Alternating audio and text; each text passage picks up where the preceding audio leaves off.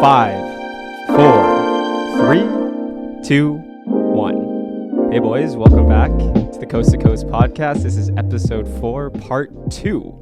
We're recording a special Father's Day edition of the podcast on a nice day in Montreal.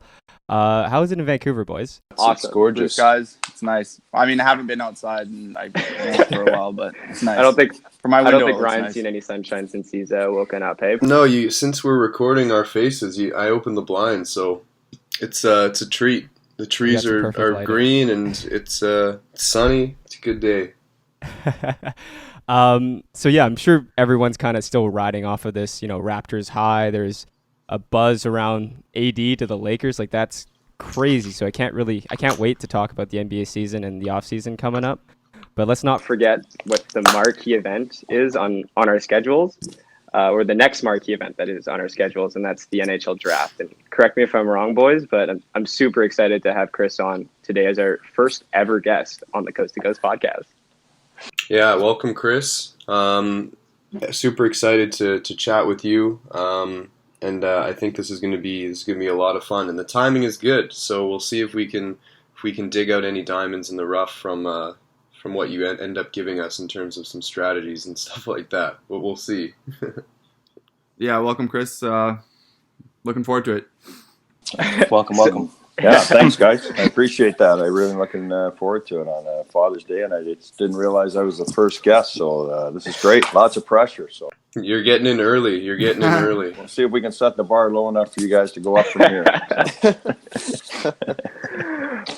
So we do a lot of rambling on this podcast, so hopefully we can, make this kind of concise and get through this and not bore our listeners to death. But so just to intro our guest here, Chris McDonald. Chris played 4 years at the University of Western Michigan. He was the captain there for 3 of those years. He then went on to coach the Queen's University team. So we have an All Queens podcast today. So big fan of that. Also, go Broncos. I had done one of those university camps where a bunch of midget age players would go and tour a bunch of these American universities, and I loved that rink. So shout out to the Broncos over there. And also and obviously most recently, Chris, you've been with the Vancouver Canucks as an amateur scout for the past 7 years. Is that correct? Yep, going into 7 next year, so 6 full time. Yep. So awesome. On. Yeah, awesome. So I'm sure this is an exciting time for a guy like yourself, right, in and around the draft. So we really appreciate you giving us your time. You're welcome. Yeah, it is an exciting time for sure. This time of year is when you finally get to see a couple of years of work finally come into play. And with hosting this year, as you guys being Vancouver Connection, hosting is a pretty big deal too. So I'm interested to see what they do Friday night and who they roll out there to help make that pick at 10. And it should be exciting. We're going to talk about that today. Awesome. Before we kick things off, I just wanted to kind of introduce everyone again, just because we kind of have a crowded podcast here today. We have Ryan, Landon, Felix, and myself. We have a bunch of questions lined up for you, so everyone's going to have a shot at you. Just to introduce myself again, my name is Connor. Chris, we've known each other for a couple of years. So I'm currently working at SportLogic as a hockey data analyst, so we're kind of working more on the analytics side, but I did play a little bit of junior hockey, so I kind of feel like I'm a little bit of a hybrid in that sense. So so Ryan, I'd pass it off to you. Yeah. Hey Chris, welcome. Thank you. Super exciting to have you. As a Canucks fan, there's so many questions that we're interested in getting a little bit of intel on.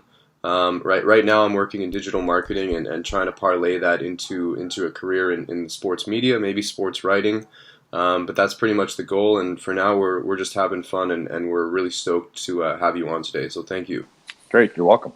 Yeah, and as I talked about this about 5 seconds before we went on air, but we're doing it again, I guess. I'm Landon. Lived in Kingston and went to Queens for 4 years. Graduated with a geology degree, which has nothing to do with sports. But I've been a lifelong Canucks fan ever since I can really remember. Ever since I started watching TV, I guess. And I've been paying attention to the draft for probably as long as I can remember too. So it's great to finally be able to talk to someone who actually knows quite a bit about the draft. So thanks for coming on the show, Chris. You're welcome, man. I look forward to it. Hey, Chris. Hi, Nice to meet you again. I'm Felix, currently living in Montreal pursuing my graduate degree. I've been a lifelong Canucks fan since 2003, since I watched my first game live with the Vancouver Canucks and the Ducks. Welcome. Happy to have you, and really looking forward to your insight on it. Thanks, Felix. Yeah, looking forward to talking to you guys for sure. This is going to be good. Awesome. So do you mind if we just get right into it, Chris? Absolutely. Let's go. Okay. Drop the puck. Let's go. Okay. Let's see if we can live up to the hype here. The game of hockey kind of continues to grow and get better at a global scale, right? Mm-hmm. I'd say this is evident by the parity in international tournaments. You look at the World Juniors, where it's not just Canada's tournament anymore, right? Finland seems to be, winning every single international tournament as well. So you're seeing these teams kind of come up and these programs start to develop.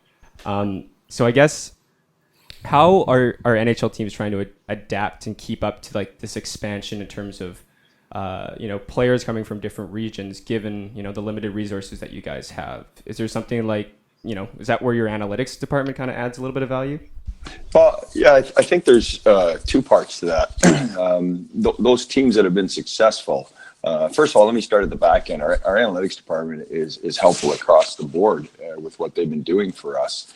And, it's one of those tools that if you use it, and I tend to use it as much as I can, you're taking some value and adding a piece to a puzzle once you're looking at players that you watch all year. But if you take the analytics and the data and you put it toward that player, it gives you a much clearer picture than you wouldn't have before. So, and in Europe, right, with the amount of games being played in Europe and in Finland, as you mentioned, it does help that you can at least have some high def video and some breakdown done by people before you even go to see that player yourself. So I think that's part of it too. As far as resources go, most teams now have guys in Europe full time, and they're sending people there more based on where the good players are, which you've already touched on. So if it's a strong year in Finland, for example, our full-time guy in Sweden might spend more time in Finland than he normally would. And some teams now, Connor, guys are even sending guys over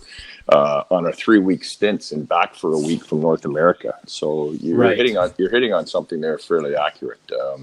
I know some other teams have had guys do that where they're basically North American guys, but they've offered to go over because it's a strong year in Europe and spend a lot of time there to A, have that experience, and B, see a lot more players because they're on good teams over there. So you're definitely onto something correct there for sure. And when you mentioned Finland, those teams like in the Finnish Elite League and in the SHL where Elias played, and even the U.S. development team, if that team had been in Europe, there would have been a lot of people making the trip to see that team. So you sort of reallocation of resources is obviously the smart way to go. But your analytics department plays a role in that for sure, as long as you allow it to do that, put it that way. Well, yeah, you were saying that in order for you to go see a certain region, you're kind of doing your research in terms of the birthday, like the strong years, right, for those regions. And so I'm guessing it's kind of their 16, 17-year-old year, looking at the Helinka, looking at I guess the models that your analytics department's putting together, and then that's kind of where you're sending guys for that period of time. Correct. And if it's, like I said, if it's a year where a year ahead of time, you're Patrick Johnson does full-time for us in Sweden now. I know if I ask Patrick Tuesday or whenever I see him next week, hey, Pat, I've already asked him this question, what's next year like? He knows. He'll know what next year's like in Czech Republic and Finland and Sweden.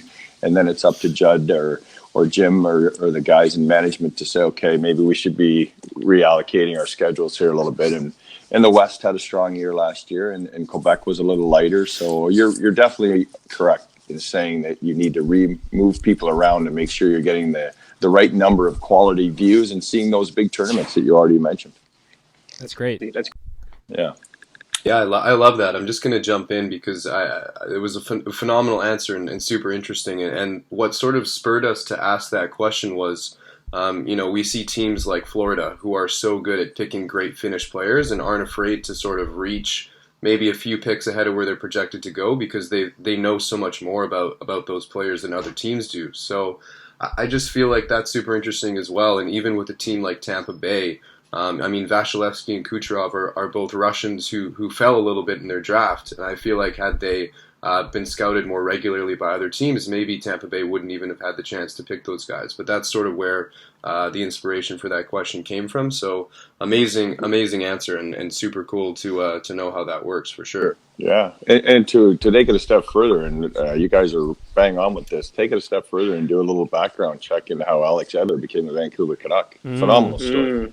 You know, like that. The background of that one with him playing pretty much in a beer league, and Thomas Gradine happens to see him play, and only one other team was even in the ballpark on him, and next thing you know, he's got a pretty good career going. So yeah, you're right. You need to get people in to see them, and the analytics and the video, especially how high def the video is now. It helps a lot. It used to be you'd get a grainy video out of some rink in Europe, and you wouldn't have a clue who even the players were. Right. And now it's so much better, and at least you can get a feel before you get a ticket over there and see those guys play. So yeah, you guys are bang on as far as the European thing goes.